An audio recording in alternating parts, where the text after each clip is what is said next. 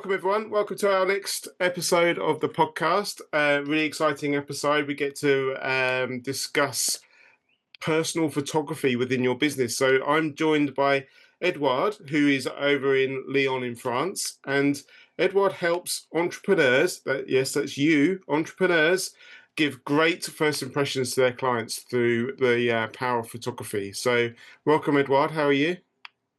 Hello, Bill. I'm very good. Thank you. How are you? Thank you. Thank you for joining me.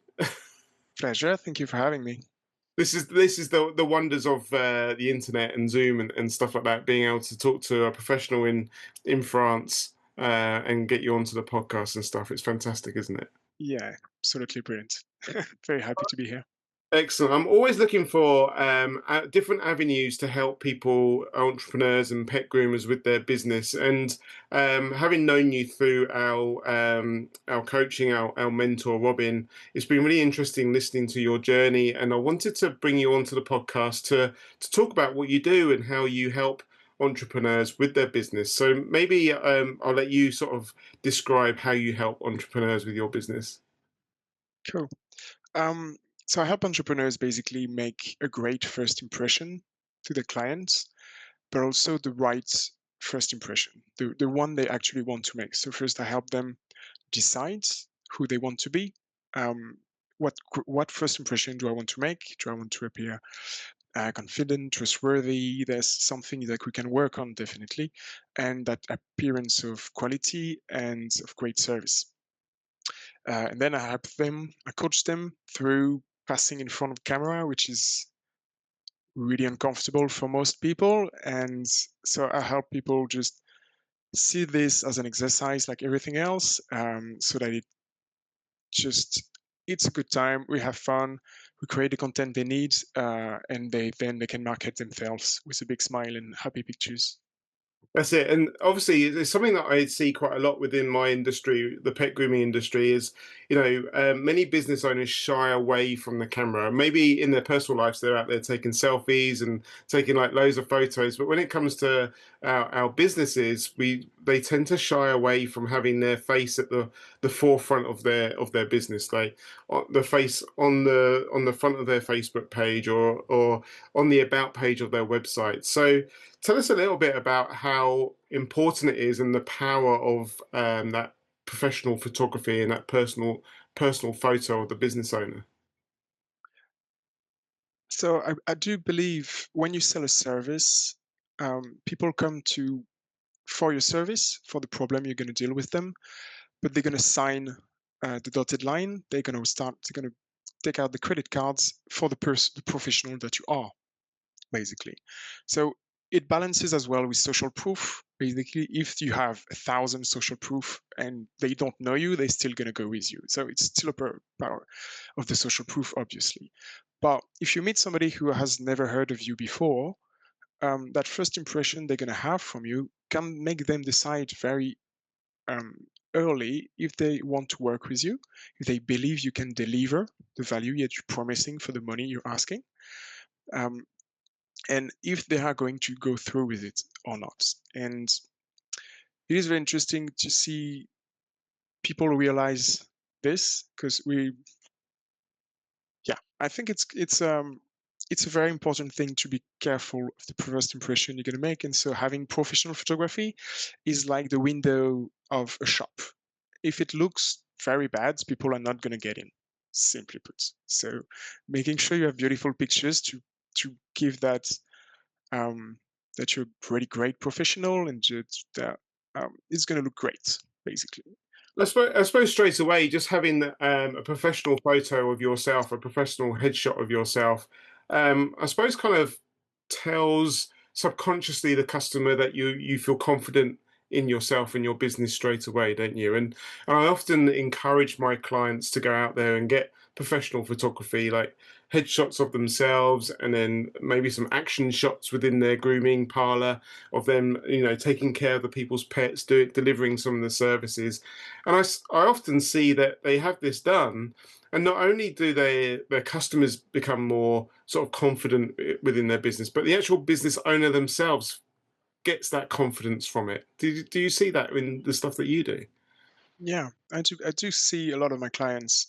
Um, they hate the idea of coming to take a picture, but then they know they have to take one. I work with a lot with lawyers, with financial planners, those people who need to really inspire confidence in their prospects.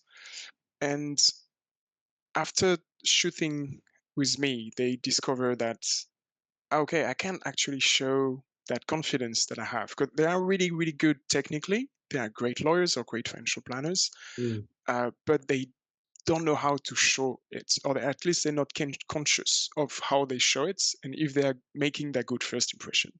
And so my process is to teach them how to be charismatic in front of the camera, and over the course of an hour or so, we do a lot of shots, and I keep showing them what it looks like. And so they have, between the beginning of this session and the end of it, all the pictures are really interesting at the end because they understood how to smile, how to dress, how to have a nice pose, to stand very straight, to show confidence. So yeah, that transformation is very interesting.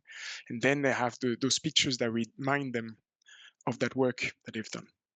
And I always sort of advocate the, you know, and this is the reason why you're as busy as you are, and I always advocate the the finding of professional photography. So obviously we've all got phones, we've all got amazing cameras on our phones, and we can all take photos. And some people might be listening to this and thinking, okay, I can go out and get some headshots done, or I can take some photos, some action shots of what we do, and I could just get a friend to go and do it, you know. But I've seen the results of this. We had a professional photographer come in just after lockdown and take some headshots of myself and of my wife's dog grooming team and the salon and stuff. And they're fantastic photos that we've used over and over and over again. You'll see it on all of my branding. And then we introduced a new service, and we had someone come in who was a customer just saying, "Yeah, I'd be really happy to take some photos of you," and I'm going to call them snaps. You know, I think, and it wasn't until we were given these photos that we realised, you know, and it's really hard until you see it, the difference between that professional photographer who can extract the lights, the positioning, the, you know, the expression, the carrot, you say it, how do you say it? The Charisma. charisma, thank you very much, versus someone who perhaps haven't got the training, haven't got the tools, and doesn't quite get it. It wasn't until we saw the two together that we really understood why hiring a professional photographer is so important for this. Do you ever see that? Yeah, yeah, of course. Well, photography um, is a profession like any others. The more you practice, the better you get good at it. And when I started, I'm a self-taught in photography, and when I started as a professional 6 years ago, I started shooting houses for the main reason, the simplest reason that houses do not move. They don't have emotions. So I could work on the technical side because I had to get good with my photography, with my camera, with appreciating the light, the composition. But shooting people was overwhelming for me because when you're shooting somebody, the energy that you're bringing to the shooting is immensely important because if you are stressed, the person is going to be stressed. It's impossible to relax somebody, especially somebody who's really uncomfortable in front of camera, if you are yourself not relaxed and in control of the situation. So first, um, the professional photographer is going to be good at what he does, so he's not worried about the technical aspects. That's the main difference for me between now and 6 years ago. Um, and the amateur or the friend of a friend who has a camera or blah blah blah is not sure about the results, so he's going to focus on making good pictures, but he's not going to be there to relax and make the person feel confident. And especially, I think with AI coming in, to the more and more the capacity of making somebody comfortable is going to be more and more important because the technical side should go in the backwards a little bit or be replaced a little bit by AI. It was really interesting, and again, you can't really understand this until you see it, and you sit there and compare the professional photography to like what you said, like the amateur photographer, and how the angles, the light, what they capture in the eye. There's sort of really sort of the difference in that. So it's a really interesting point to explore. And you picked up there like the AI aspect of this. And again, you know, we've all got access to cameras and we're all getting access to AI and stuff.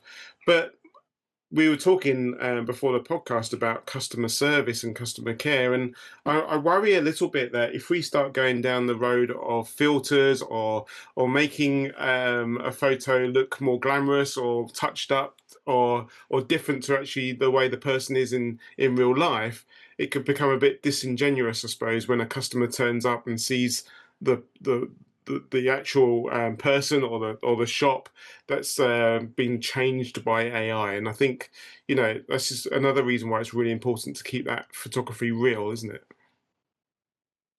I agree with you. And I think it's interesting to talk about now and in 5 to 10 years, because we are, as a species, we do adapt and get used to something very, very quickly. And so, right now, if you call a brand and you're asking for customer service and it's an AI answering you, you're going to be cringy. You're not going to be happy about that.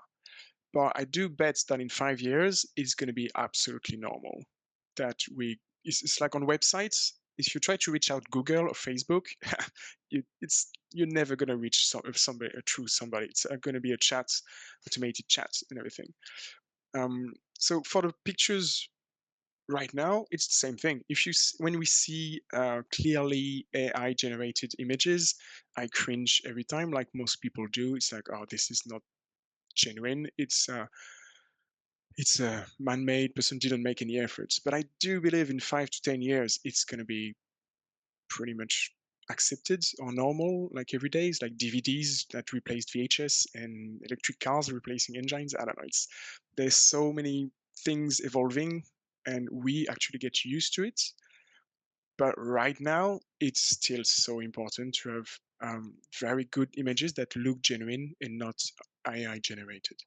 Do you think that would then give, in say 5 years' time, and the new norm sort of seeps into our subconsciousness, and it becomes harder and harder for us to distinguish what's an AI generated or touched up photo versus a normal photo? Do you think having professional photography might give you that edge over other people? Because obviously you're investing in a photographer, you're investing in their eye, you're investing in their expertise. Maybe that would actually give you that edge over the people that aren't looking to invest in that photography. I do believe the power in a professional photographer in the next years will not come down to technicity or the beauty of the pictures, but the ability to create images that really look like you, like the authenticity parts of you and your business. Because any pet grooming owner, a business owner, can ask to have pet grooming pictures to AI, but then everybody's going to have exactly the same pictures. But if you do have those amazing pictures of your own shop that you decorated as you want it to be decorated, with your space actually working and grooming a pet, or actually smiling to the person, or having a chat with the person, that's where the authenticity is, I think, going to be very, very important. And so creating those images that are unique to yourself and like almost your brand, your personal brand has been thrown so much everywhere that it's kind of hard to use and know what we're talking about. But still, um, yeah, having those pictures that really represent you and your business as you not like them, not other people, like your competitive advantage or something. Yeah, I think that'll be still very interesting in the future, and the importance of hiring a professional photographer. And I think that's a really important point there. I've just written down values because I think you're touching on there. Although AI generated photos may become the norm and may seep into our subconsciousness as the norm, as humans, we may still have really sort of tight values around authenticity, like you were saying. And that could actually, like you said, give us the edge as business owners where we're going out there as an authentic person with authentic pictures, with authentic messages to people. And although there's the fancy high res AI images out there, you would actually start to appeal to people's core values around authenticity and how they sort of push away from that AI sort of generated image and attract, and you'd actually end up attracting the people. And like you said, you'd have an edge over competitors who decide to go down the AI route. That's kind of what I was thinking. Yes, so here I'd like to dig a little bit on where does it all come from? Like where does it come the first impression? Um, so it comes from evolution, basically. So if there are any creationists out there, I'm sorry that might not resonate with you, but I do believe evolution is a thing. And the more I dug into charisma, first impression, the more you realize that basically any traits that we have today had a reason to exist because it helped us um, survive and reproduce. And so first impressions evolved because back then, where we were tribesmen, we were hundreds of thousands of years ago, we were living in 50 people, 100 people tribes, basically. And when you walk in the nature and you meet somebody that you don't know, you have to figure it out, is this person wants something, wants to harm you or wants to befriend you? And if he or she wants to harm you, can you fight him or not? So basically, friend or foe, fight or flight are the two questions you are asking. And those those people back then who did not were not able to figure out the right answer are not our ancestors. Okay, they just died and they did not reproduce. So that's why now today we are human beings as a species incredibly attuned to people body language, and it comes down to micro expression, like hundreds of a milliseconds. You can have a micro expression just in the subconscious of the person you are talking to is going to register it. So AI is never going to replace this. We might get used to AI generated image and to have things change around us over the next few years for sure, but our brain still function the same way. Basically, it's like high addictive food, for example. Like we are hardwired um, to like and to eat a lot of sugar and fat because back then, a million years ago, it was very rare. So our brain was like, eat this, it's good, you're going to survive. The thing is, now we have supermarkets filled with them, and we did not adapt. We are still eating this. So I do believe the ability to connect with people and to be charismatic, to be kind, to generate interpersonal connection is never gonna go away. That's impossible. Yeah, I love that. And I completely agree. And, I work with my clients and we talk a lot about that fear response and keeping you safe. And, why does giving someone a higher price make you so fearful? And again, it's going back to those really old times where you're like, oh, fight, flight, or freeze and stuff like that. So I really, really understand that and really get that. So a great point. And I think, a really big top tip if you're listening to this right now is, I get asked quite a lot how it's a very competitive industry, the pet grooming industry, and many pet groomers are surrounded by businesses. And I get told a lot, there's 10, 15 pet groomers in the town. How do I, as a pet grooming business owner, stand out? And, one of the massive top tips here on this podcast is photos. Go and get yourself some professional photos to make you feel more confident and to make your customers and inquiries more confident as well. Like that shop window, you are the shop window when they're looking at you and they're making those micro judgments and decisions based on those photos. So, top tip there. And yes, we invested in it, but 5 years on, we're still using those photos. We're still using it in our branding, in our website, in our leaflets, in our brochures, in our banners, and everything. So it's a really good investment. But let's talk about the objections that you get, because obviously you work with entrepreneurs and you're a big advocate for getting this done, but you must get some pushback. And the again that same fear. What do you find people saying when they what barriers do they put up to having these photos done? Okay, so there are two main ones. Um, it's the budget. I don't have the budget right now, so it's budget slash timing. It's never the right time, also, because you know Daniel Priestley explains that you have three components to buy. It's emotion, logistic, sorry, justification and urgency. The problem with photography, it's never urgent. So people postpone it very often, like, oh, do I have to put $1,000, $2,000 into a photography shoot? So that's the main problem. It's never the right time, even though it's costing you business.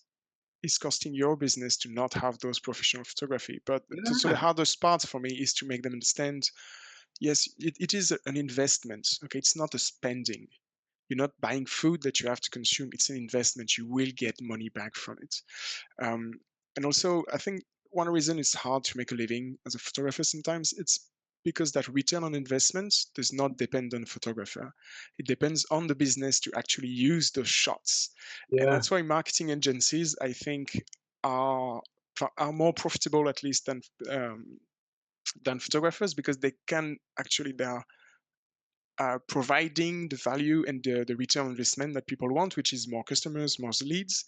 We just provide good pictures, but if they don't use it, it's gonna be the trouble where they're not gonna use it. So that's the first. Can we just dive into that a little bit more, Oh yeah, actually? pleasure. Because I find that really interesting what you were saying about that. And I've already said to you, didn't I? We paid, I can't remember, it was under £500, but I think it was more than 300 for a morning sort of photo shoot with the photographer, and that was around 2020. And straight away, I've already said to you, we've used those photos time and time and time again, and updated our websites, brochures, leaflets, flyers, you know, social media posts. So, like you said, it's an investment, and it's an investment that once you use it, you've got to use it to make sure that it pays off. However, like you said, there's no way of you actually being able to put a financial sort of number on how much money that's got you. I suppose that's one of the issues, isn't it? But I suppose you've got to trust the process in a way. And I'm very surprised that when you said about, this photography is kind of on the back burner of people's priorities when they're setting up a business. But actually, I kind of bring branding and personal branding and the branding of the business to the very forefront of, like, it's one of the most important things to start with when you're starting a business, isn't it? Yes, I completely agree, and I've been um, not a victim, but I've been guilty of this as well. When I started as a photographer, I was just trying to get clients, showing my portfolio. So basically, the product, what I'm selling, the service. But people don't buy a service. They buy you. They buy the problem that you're resolving. They're buying the emotion that you're going to make them feel.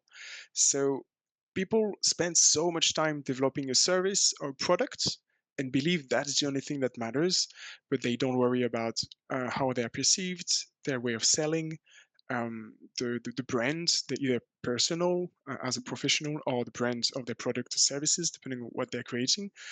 But this is what people are buying. Like, I do my values align with who that person or that service or that product are, and are my problems are going to be solved by what I'm selling. And so creating your brand when you start a business is immensely important, but it's never in the mind of people, it's never the most important thing. And it's okay when I'll have the money, or when I'll have my first clients, and I'll say that will help you get your first clients. Like, that should be a no-go. But I can, indeed, I it's can see always the, the.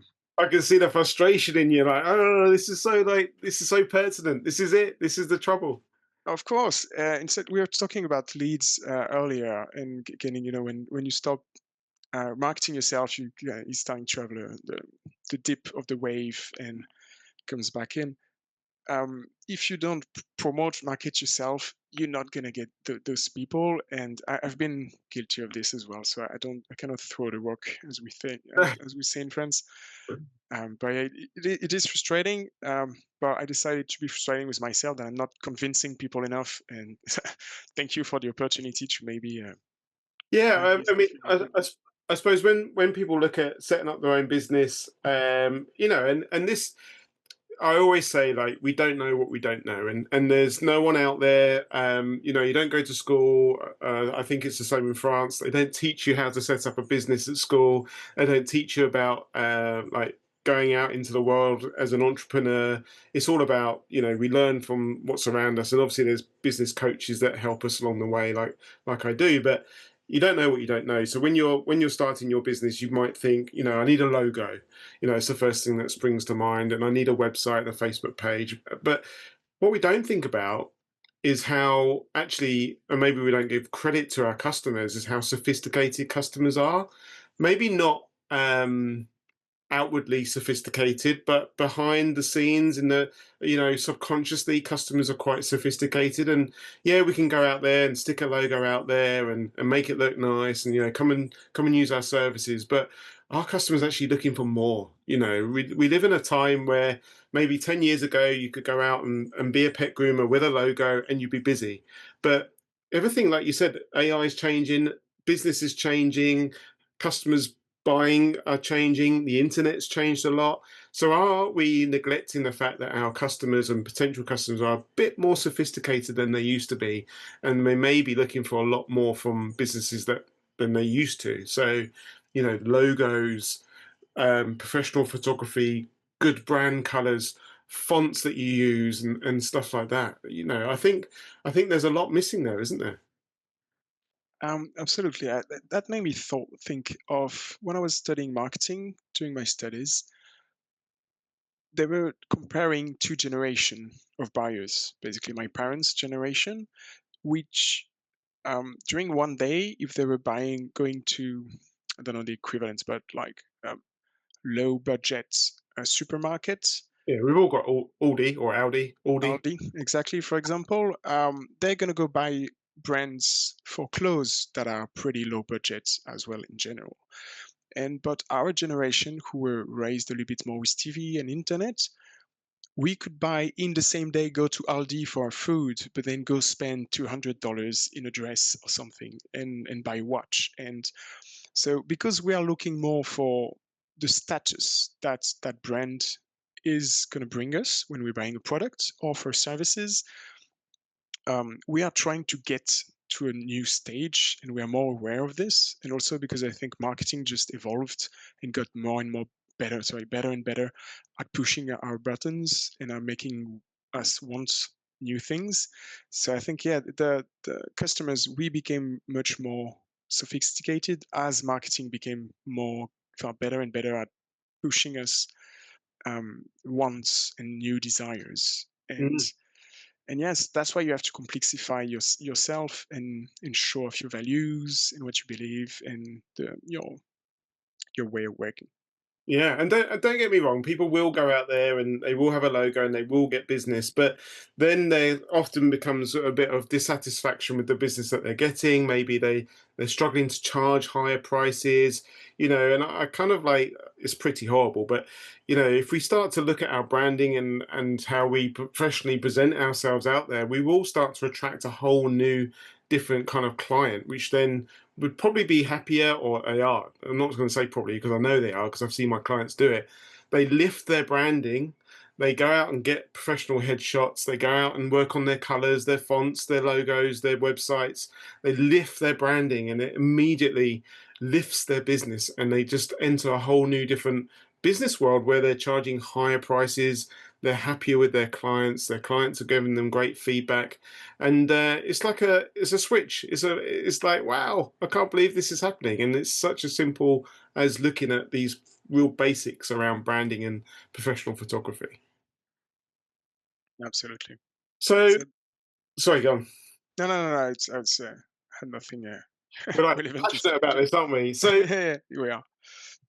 I think we've got the message across about, have a look at your branding, and look at how you present yourself out there on the market. Yeah, the internet is your 24/7 shop window to your business. So look at how you're presenting yourself. And I love listening to people like you said, Daniel Priestley, Jason Greystone, and that, who talk about, and Robin Waite. They talk about how, you know Richard Branson's profile and personal branding is stronger than Virgin, and he has far more followers.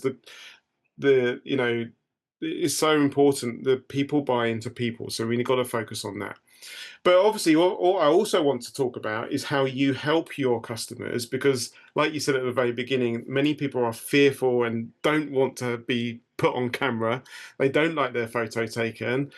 When I had my photos done, I don't know, it was just like I was in a period of self development and change, and I just didn't. I suppose I didn't really think about it. I just knew I had to go and do it to be successful. So I took a deep breath and just did it. And I followed my mentors' guidance and what they told me to do, and I just did it. Like, I suppose I come from a disciplined organisation in the police service. You get told to do something, you do it. So maybe that helped. But obviously, you come across people that are uncomfortable in front of the camera and really struggle with anxiety and worry about getting those photos done. So, what, do you have a process, or how do you help them to get those the great shots that you want from them? Yeah, that is a very, very interesting subject, and it's being uncomfortable in front of a camera. That's the first thing I say to people. It is entirely normal. We are, as we said, evolved over a million of years. Camera were invented 130 years ago. So that brain of ours has no idea what it is. And basically, when you're chatting with somebody, even through Zoom, like right now, um, you're interacting. You're not thinking about what you're doing with your hands, what you're doing with your face, how you're posing, your body language. You're not thinking about any of that. But you end up in front of a camera, and suddenly you're like, oh, what do I do with my hands? How do I smile? Is that a good smile? Is that so? You are sorry, you are use I'm not getting this from French. You're not conscious. Basically, you have to become conscious of everything you're doing. Mhm. And so I reassure people it's completely normal. Okay, and second, have a beginner's mind. That is, you cannot expect to look like Natalie Portman or Leonardo DiCaprio in your first headshots. Basically, it's being photogenic is about attitude. It's about being confident in front of camera. It's about grabbing the light properly. It's about a good posture. And it's like everything else, like learning piano or painting, it is learnable. And you have to learn the basics. And the Natalie Portmans, sorry, the Natalie Portmans and the Leonardo DiCaprio of this world spent tens of thousands of hours in front of a camera. So you have to have realistic expectations, which are give a great smile, have a good posture, and have decent pictures of yourself and stop judging yourself. That's the third step.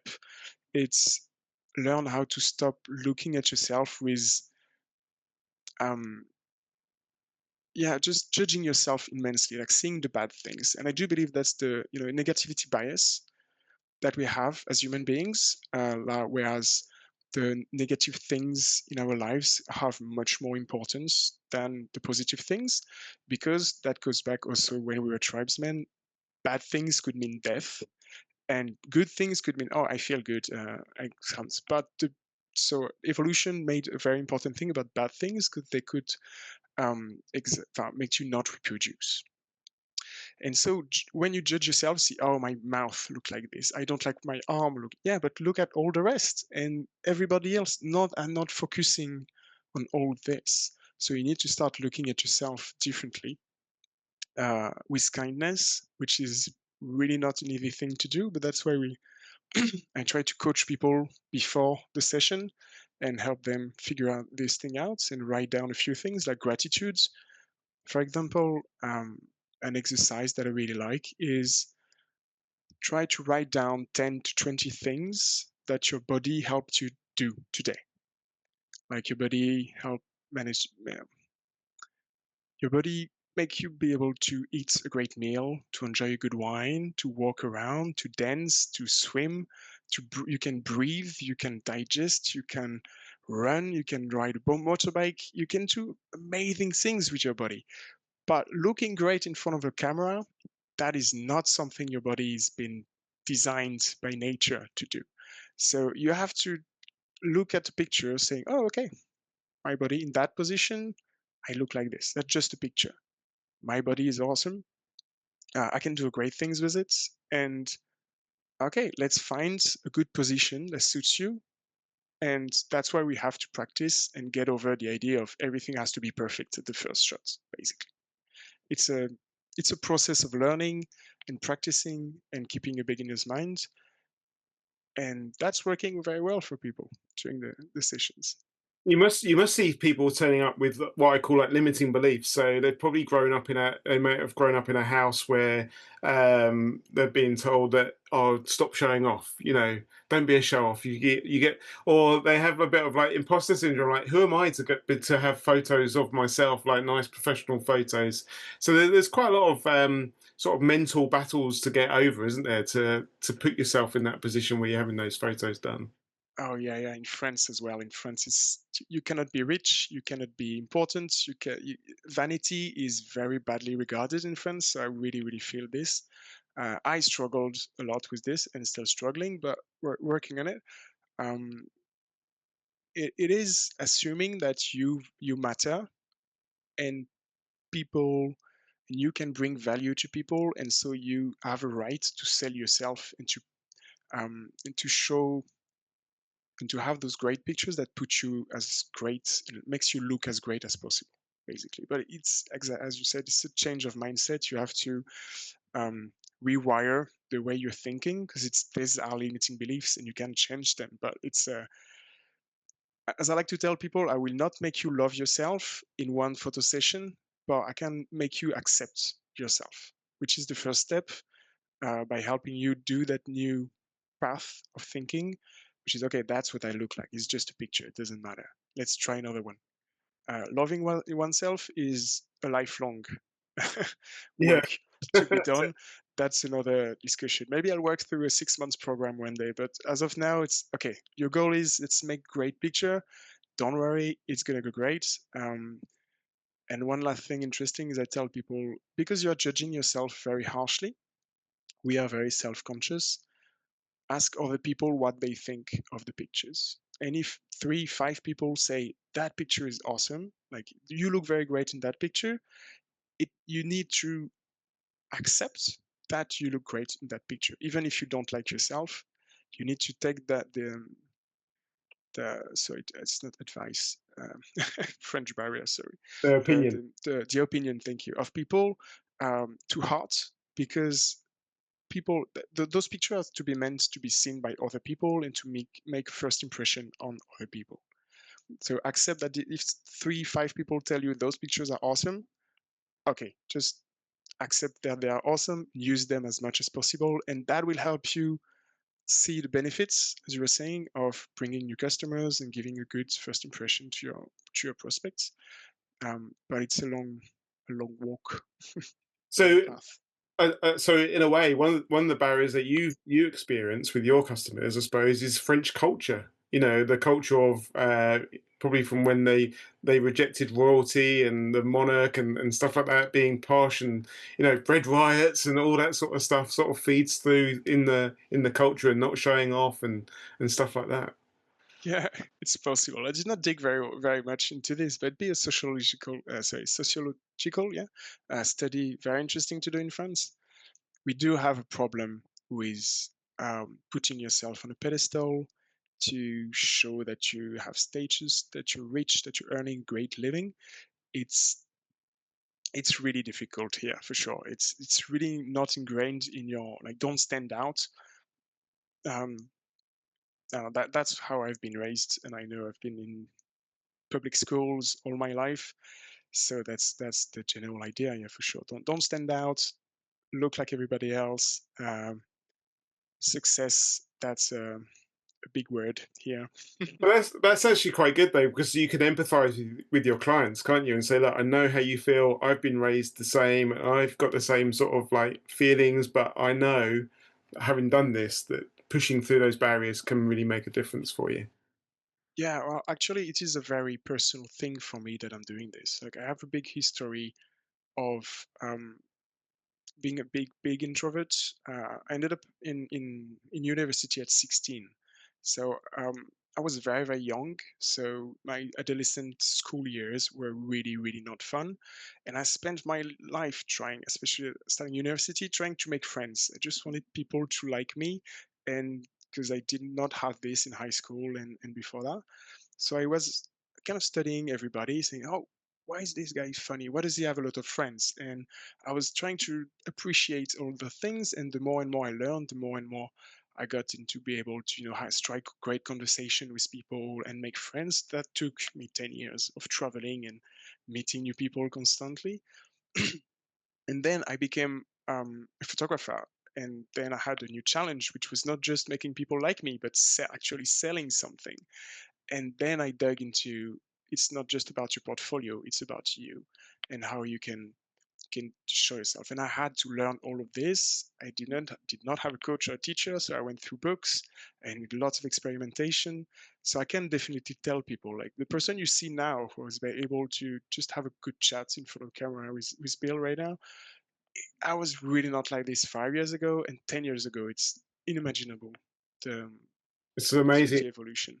Self-development, isn't it? Yeah, And and I think for business owners that I think are listening to this, and maybe haven't got professional photos of themselves, or just thinking about it, this is part of that self-development. This is part of the self-development of yourself, obviously, but also development of your business as well, and that's really important. And I suppose we've got to say, you've got to trust us a little bit, and sort of trust the knowledge and trust the process and give it a go. And I guarantee that you go out there and start working on your branding, things will start to change for the better for you. Definitely. absolutely. Trust your coach. So, Trust the professional you hired.